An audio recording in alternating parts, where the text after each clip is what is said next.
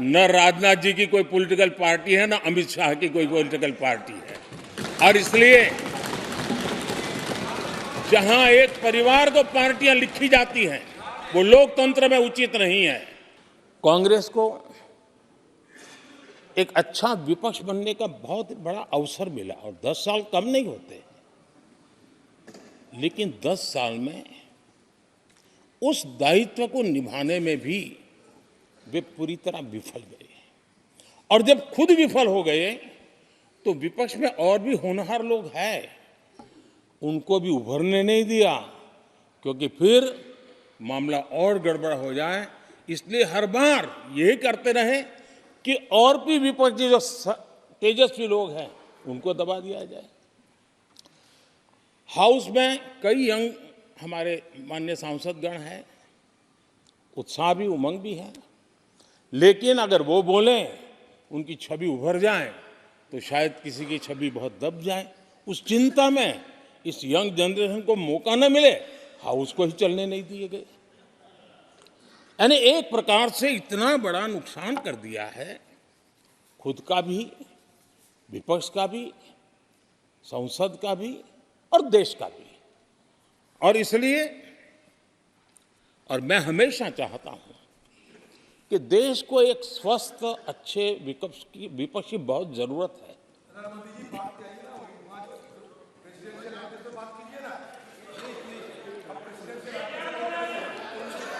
देश ने जितना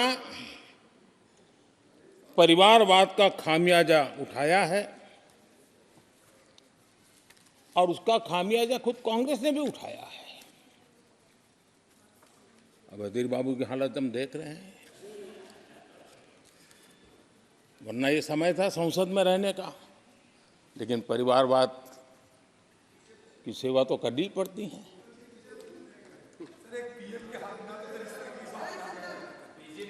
आदरणीय अध्यक्ष जी, अब हालत देखिए, हमारे खड़गे जी इस सदन से उस सदन शिफ्ट हो गए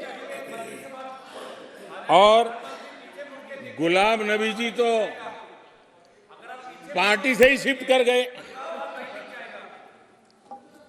ये सब परिवारवाद के भेंट चढ़ गए। एक ही प्रोडक्ट बार बार लॉन्च करने के चक्कर में कांग्रेस की दुकान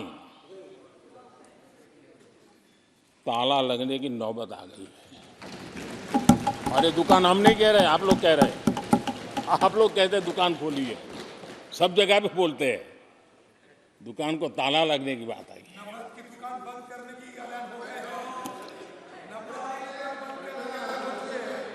यहां हमारे दादा अपनी आदत छोड़ नहीं पाते हैं, वहां से बैठे बैठे कमेंट कर रहे हैं परिवारवाद की। मैं जरा समझा देता हूं, आज माफ करना अध्यक्ष महोदय, मैं जरा समय ले रहा हूं। आज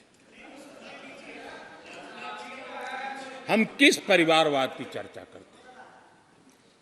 अगर किसी परिवार में अपने बलबूते पर जन समर्थन से एक से अधिक अनेक लोग अगर राजनीतिक क्षेत्र में भी प्रगति करते हैं, उसको हमने कभी परिवारवाद नहीं कहा है। हम परिवारवाद की चर्चा वो करते हैं जो पार्टी परिवार चलाता है, जो पार्टी परिवार के लोगों को प्राथमिकता देती है, जो पार्टी के सारे निर्णय परिवार के लोग ही करते हैं, वो परिवारवाद है। न राजनाथ जी की कोई पॉलिटिकल पार्टी है, न अमित शाह की कोई पॉलिटिकल पार्टी है। और इसलिए जहां एक परिवार को पार्टियां लिखी जाती हैं, वो लोकतंत्र में उचित नहीं है। लोकतंत्र में पार्टी अनेक, एक परिवार के 10 लोग राजनीति में आए, कुछ बुरा नहीं है। हम तो चाहते हैं नौजवान लोग आए।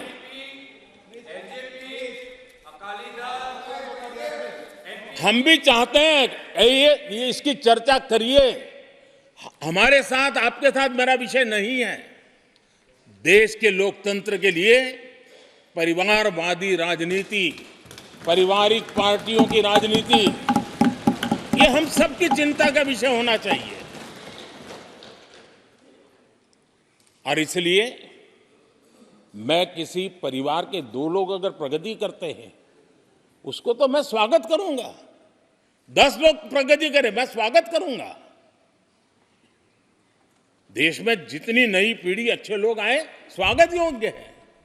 सवाल यह है कि परिवार ही पार्टियां चलाती है। पक्का है कि ये अध्यक्ष नहीं होगा तो उसका बेटा होगा, ये नहीं होगा तो उसका बेटा होगा। ये लोकतंत्र का खतरा है। और इसलिए अच्छा हुआ दादा, थैंक यू। ये विषय कभी बोलता नहीं था, आज बोल दिया मैंने। आदरणीय अध्यक्ष जी, एक ही प्रोडक्ट को बार बार लॉन्च करने का भरपूर प्रयास हो रहा है।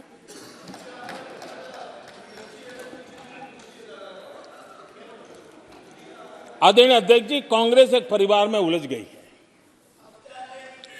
देश के करोड़ों परिवार की आकांक्षाएं और उपलब्धियां वो देख पा ही नहीं रहे, देख सकते नहीं, अपने परिवार के बाहर देखने की तैयारी नहीं है। और कांग्रेस में एक कैंसिल कल्चर डेवलप हुआ है। कुछ भी है कैंसिल, कुछ भी है कैंसिल। ये एक ऐसे कैंसिल कल्चर में कांग्रेस फंस गई है। अगर हम कहते हैं मेक इन इंडिया तो कांग्रेस कहती है कैंसिल। हम कहते हैं आत्मनिर्भर भारत, कांग्रेस कहती है कैंसिल। हम कहते हैं वोकल फॉर लोकल, कांग्रेस कहती है कैंसिल। हम कहते हैं वंदे भारत ट्रेन, कांग्रेस कहती है कैंसिल। हम कहते हैं संसद की नई इमारत, कांग्रेस कहती है कैंसिल। यानी मैं हैरान हूं, ये कोई मोदी की उपलब्धियां नहीं है, देश की उपलब्धियां है।